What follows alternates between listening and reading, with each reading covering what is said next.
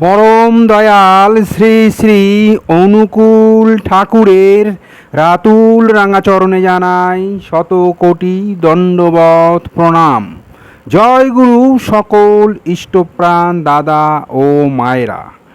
আশা করব ঠাকুরের কৃপায় আপনারা সকলে ভালো আছেন, সুস্থ আছেন।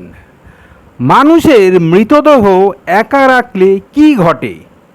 মৃত্যু মানব জীবনের একমাত্র অমোঘ ও নির্মম সত্য।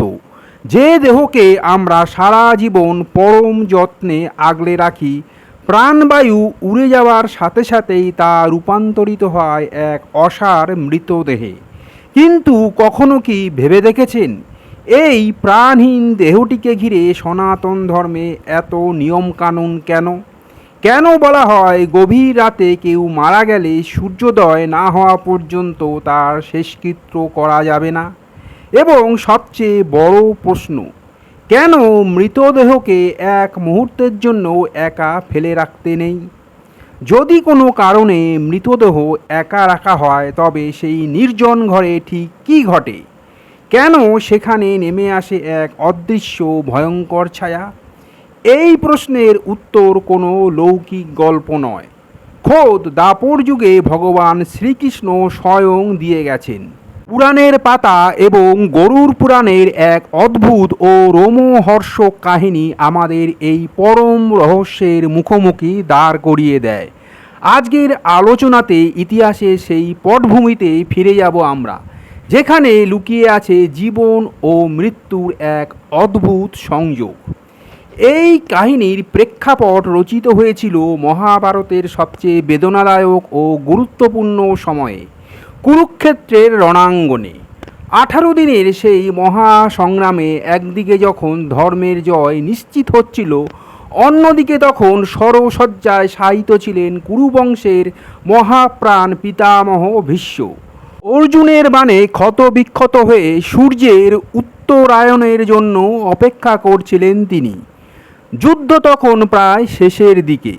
চারদিকে শুধু স্বজন হারানোর হাহাকার আর কান্না। পাণ্ডবরা জয়ী হলেও তাদের মন ছিল বিষাদে ভরা। ঠিক এই সময়ে যুদ্ধের ক্লান্তি ও আগামী দিনে রাজধর্ম নিয়ে যুধিষ্ঠির, অর্জুন ও কৃষ্ণ অর্জুনের রথে চড়ে পিতামহ ভীষ্মের আশীর্বাদ নিতে যান। ভীষ্ম তখন কুরুক্ষেত্রের রণভূমিতে বাণের বিছানায় শুয়ে মৃত্যুর প্রহর গুনছেন। কিন্তু তার অলৌকিক ইচ্ছা মৃত্যুর বর থাকার কারণে তিনি তখনও জীবিত এবং পরম জ্ঞানে পরিপূর্ণ ছিলেন। শ্রীকৃষ্ণ জানতেন পিতামহ ভীষ্মের বিদায়ের সাথে সাথে পৃথিবী থেকে এক বিশাল জ্ঞান ভাণ্ডার হারিয়ে যাবে চিরতরে। তাই তিনি যুধিষ্ঠিরকে অনুরোধ করেন মৃত্যুর ওপার ও আত্মার গতিবিধি সম্পর্কে পিতামহের কাছ থেকে জেনে নিতে। সেখানেই আলোচনার এক পর্যায়ে উঠে আসে মৃত্যুর পর দেহের যত্ন এবং কেন মৃতদেহকে একা রাখা নিষিদ্ধ। পিতামহ ভীষ্মের সরসজ্জার পাশে দাঁড়িয়ে যুধিষ্ঠির যখন জানতে চাইলেন, হে জনার্দন, মৃত্যুর পর আত্মাকে কেন তার ফেলে যাওয়া দেহের প্রতি মোহগ্রস্ত হতে দেখা যায়? কেন শাস্ত্রে মৃতদেহ একা রাখা বারণ করা হয়েছে? তখন ভগবান শ্রীকৃষ্ণ মৃদু হেসে এক গভীর আধ্যাত্মিক ও জাগতিক সত্য উন্মোচন করেন। শ্রীকৃষ্ণ বলেন, মানুষের মৃত্যুর পর স্থূল শরীরটি নিষ্ক্রিয় হয়ে গেলেও তার সূক্ষ্ম শরীর বা আত্মা সঙ্গে সঙ্গেই সেই স্থান ত্যাগ করে চলে যায় না। মোহ, মায়া এবং বাসনার কারণে আত্মা বেশ কিছু সময় তার নিজের মৃতদেহের চারপাশেই ঘুরে বেড়ায়। শ্রীকৃষ্ণ স্পষ্ট ভাষায় জানান, মৃতদেহ একা রাখলে প্রধানত 3টি ভয়ঙ্কর পরিস্থিতি তৈরি হতে পারে। 1.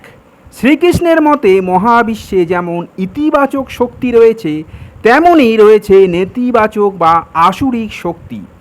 একটি মৃতদেহ যখন প্রাণহীন হয়ে পড়ে থাকে, তখন তা নেতিবাচক শক্তির জন্য একটি ফাঁকা পাত্রের মতো কাজ করে।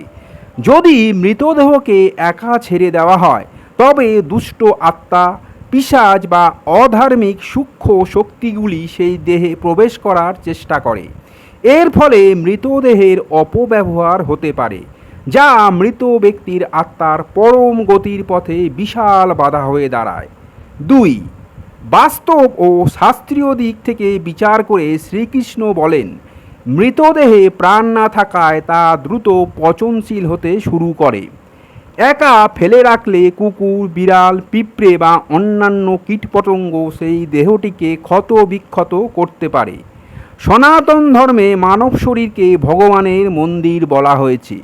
মৃত্যুর পরও সেই শরীরের সম্মান রক্ষা করা জীবিতদের পরম কর্তব্য। মৃতদেহের কোনো ক্ষতি হলে তা চরম পাপ হিসেবে গণ্য হয়। 3. মৃত্যুর পর জীবাত্মা তার পরিবারকে কাঁদতে দেখে বিচলিত হয়। যদি পরিবারের সদস্যরা মৃতদেহ একা ফেলে চলে যায় তবে আত্মা অত্যন্ত কষ্ট পায় এবং ক্ষুব্ধ হয়। শ্রীকৃষ্ণ বলেন, মৃতদেহের পাশে বসে নিরবিচ্ছিন্নভাবে ভগবানের নাম জপ, গীতা পাঠ বা হরিনাম সংকীর্তন করা উচিত। এতে করে সেই স্থানে কোনো নেতিবাচক শক্তি আসতে পারে না এবং পবিত্র ধ্বনির প্রভাবে বিদেহী আত্মা মায়ার বন্ধন কেটে ভগবানের চরণে লীন হওয়ার শক্তি পায়।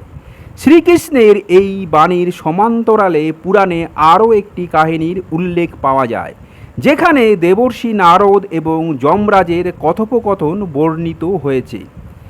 একবার নারদ মুনি যমলোকে গিয়ে যমরাজকে প্রশ্ন করেছিলেন, হে ধর্মরাজ, মানুষ কেন মৃতদেহ আগলে সারা রাত জেগে থাকে?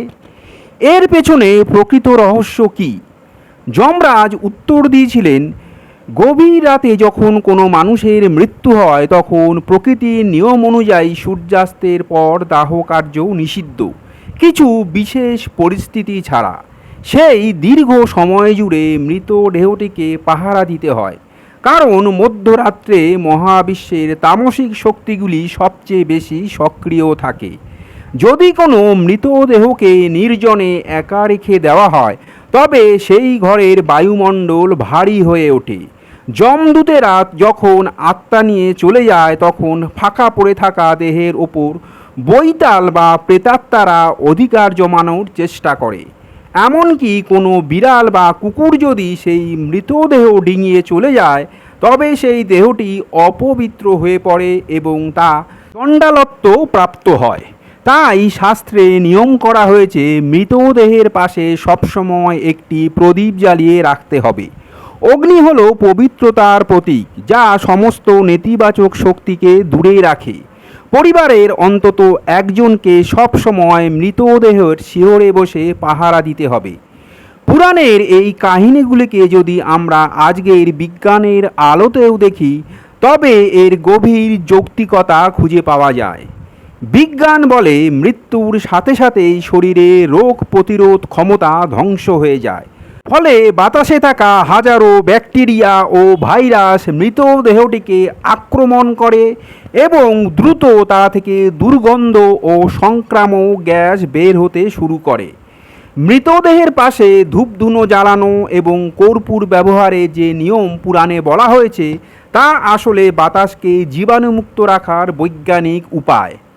আর একা না রাখার কারণ হলো ঘরের কেউ যেন বুঝতে পারে কখন দেহের পরিবর্তন ঘটছে এবং কোনো হিংস্র প্রাণী যেন দেহের ক্ষতি করতে না পারে। কুরুক্ষেত্রের সেই পুণ্যভূমিতে শ্রীকৃষ্ণ যুধিষ্ঠিরকে যে পাঠ দিয়েছিলেন তা কেবল একটি নিয়ম নয়, তা ছিল মানব সভ্যতার প্রতি এক গভীর দায়িত্ববোধের শিক্ষা। মৃত্যু মানেই সব শেষ নয়, এটি একটি যাত্রা, আর সেই যাত্রার শুরুতে মৃতদেহের প্রতি শ্রদ্ধা ও সুরক্ষা দেওয়া জীবিতদের একমাত্র কর্তব্য।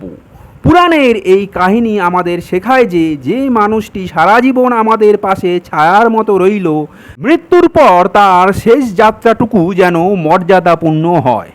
তাই আজও সনাতন ধর্মে মৃতদেহকে একা না রেখে প্রদীপ জেলে পরম শ্রদ্ধায় ভগবানের নাম জপ করা হয়, যাতে সেই আত্মা সমস্ত আসুরিক মায়া কাটিয়ে পরম শান্তিতে বৈকুণ্ঠে স্থান পায়। আজকের আলোচনা এখানেই শেষ করলাম। জয় গুরু।